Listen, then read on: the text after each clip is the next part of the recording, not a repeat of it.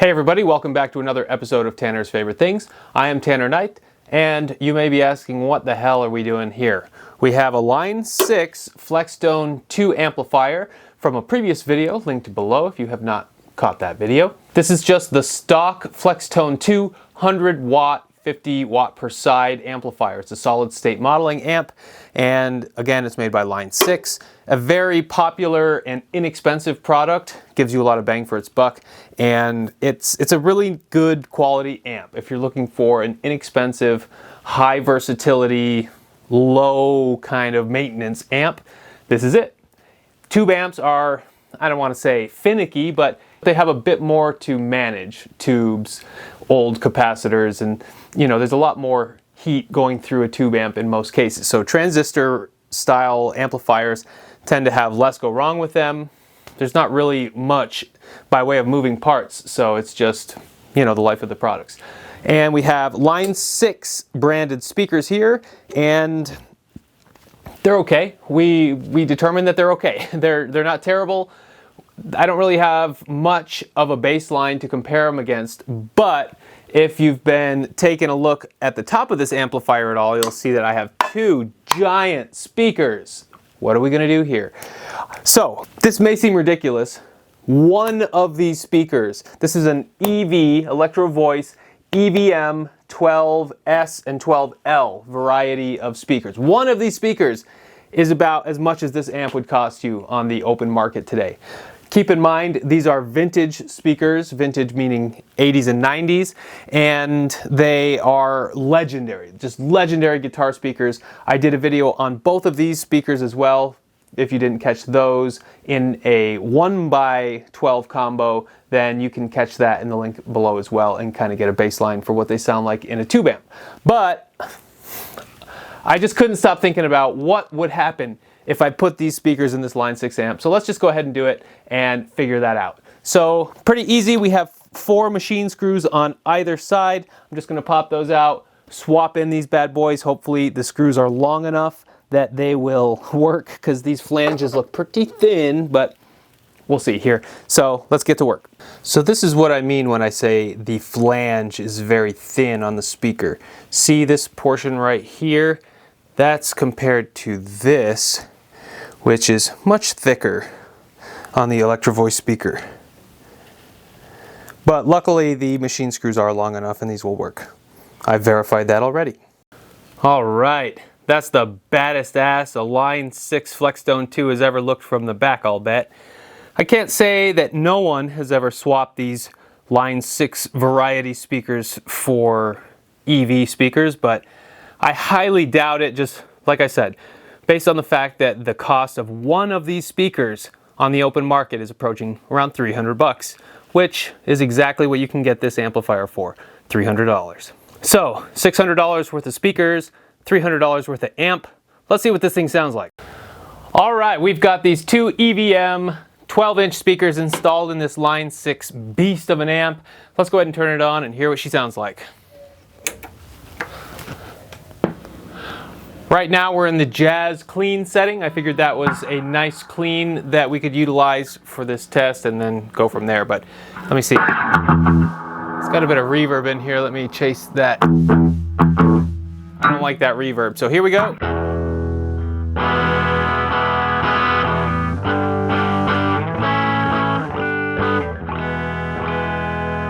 Yowza, that's loud. My decibel reader is reading 111 off to the side, so whoo baby, that's loud as hell. I'm a little nervous. I have ear protection in, as you can tell, and I'm not sitting in front of this, but I can still feel the air from these speakers moving just from the side. I can feel the air coming out the front and the back. So let's hear some sounds a little bit more than what we just heard.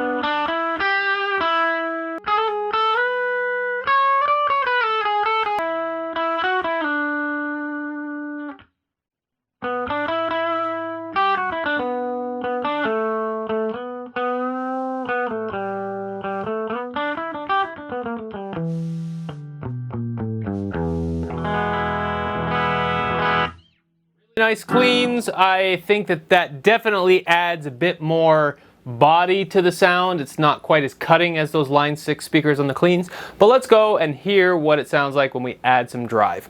So we went through the dial on this amplifier a few videos ago, so I'm not going to go through all of them, but let's go right to rectified. That seemed to be one of my favorite dirty sounds. So rectified, here we go.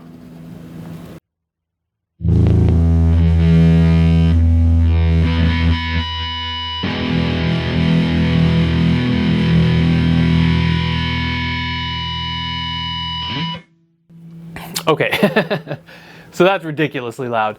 Before we hear too much more of this type of sound, what is capturing the audio today? We have a Sennheiser E906 on, I guess, the left-hand speaker here, and that's a dynamic microphone fed directly into my Scarlett 18i20, my Focusrite interface.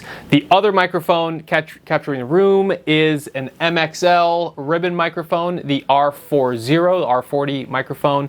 That's a ribbon microphone, like I said, so kind of a cool different option for sound capturing rather than dynamic or condenser. So that's positioned about 6 feet away from this, so it's getting the full breadth of the sound in the room, and I'm just gonna mix them in together to hear what it sounds like instead of going A-B one-to-one, but we're just here to hear what this thing sounds like together. So here we go, rectified, full body. Oh, and before I get too much farther, what am I playing today? This is a G&L Fallout. This is a USA-made guitar. It's made in the Fullerton factory by G&L. It's got a really nice sparkle gray finish, and it's an offset style guitar. What does that mean? That the front bout is kind of offset from the back bout. It's not quite Explorer or Firebird style, but more in the Jazzmaster style, I would say, or Jaguar, that style of guitar. But we have a humbucker in the bridge and a P90 in the neck, so a very versatile guitar. I mostly stick in the humbucker, but I did want to hear what this thing sounds like in the single coil, that P90. So let's go back to the clean and hear that real quick.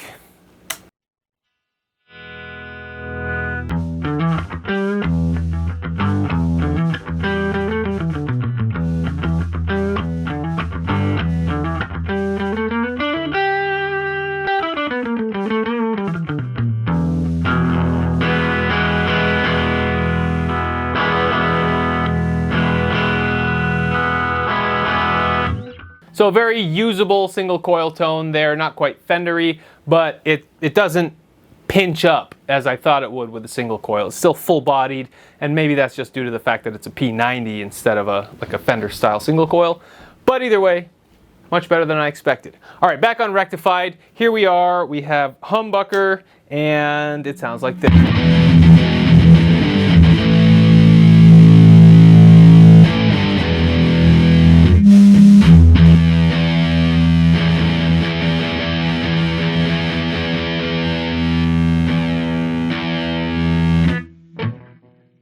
So I took most of the bass, actually all of the bass. I just wound the bass entirely out of the sound. I think that with that solid state rectified sound, it's a little flubby, a little bass heavy just naturally.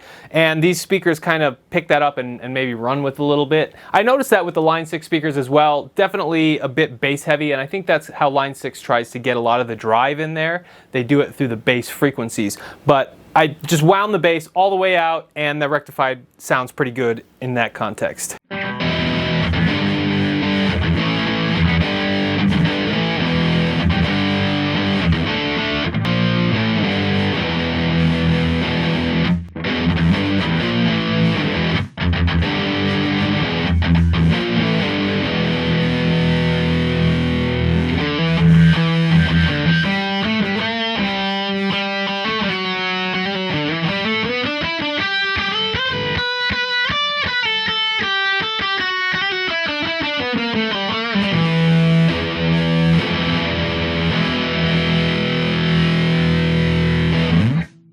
So, what can I say about that sound? It's very impressively loud. I'll give it that. It's probably louder than a corresponding tube amp. We're going to start some fights here, but I think that the pure decibel to decibel out of this thing, watt for watt, is louder than a tube amp. And I don't know if that's a good thing necessarily. I probably don't think it's a good thing. I think it's probably something that this amp will struggle to get over for a lot of people, is that there's just too much frickin' sound. And by putting these two speakers in here, I don't think it masks any of the deficiencies of this amp. It more exposes them, and maybe that's not necessarily a good thing. I don't think that the sound is terrible by any means. It's not terrible. I just don't really like having an EQ that unbalanced, where I have to take one out of the mix entirely, especially the bass. It just doesn't leave me with much room to grow if I want to bloom that. So take that for what it's worth. I don't know if these speakers make this amp better or not. Let's just hear some more sounds just for kicks. Let's go and do the rotary speaker. That's kind of a cool sound, just unique. And put it on our Jazz Clean again. Let's do something different. Our black panel, our Fender black panel.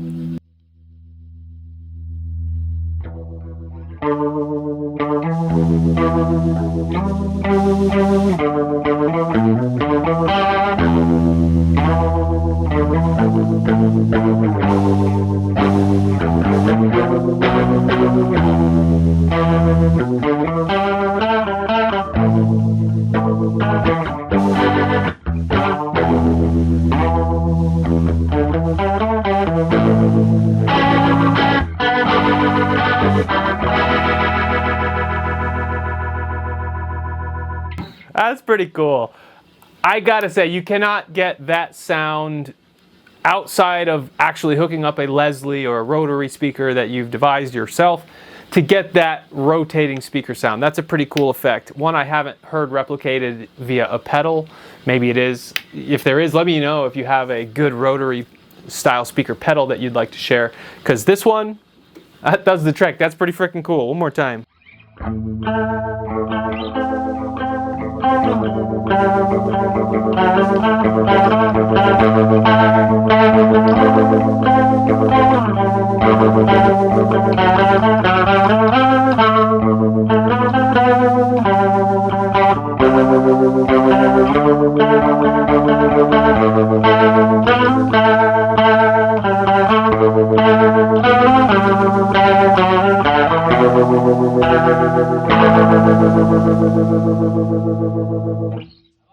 That's pretty cool.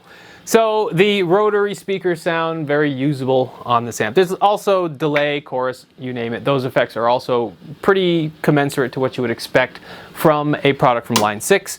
Very, very high quality digital sounds, digital modeling. They really did their homework, and there's nothing wrong with this amp. It's a pretty good amp. It's a very inexpensive option for someone who's looking for a lot of sound and you want a lot of versatility, but you just want it in one package. This is a great option. But would I recommend putting $600 worth of speakers in this amp?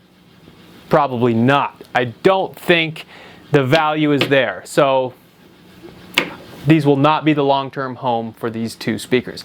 I mentioned a while back that I did want to put these into a 2x12 cabinet, so I kind of did that by proxy, but this cabinet has some problems. It's an open back cabinet, number one. I think it lets way too much air out the back for these speakers. I think they need a little more tightness, which is accomplished through a closed back cabinet. So I don't think this is the best situation for these speakers, but you know, why not? I wanted to do it, and there you go. One more time on Rectified. Well, let's take us out of here.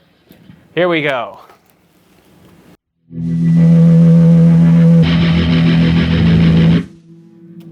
Maybe not leave it on the rotary speaker, but here we go.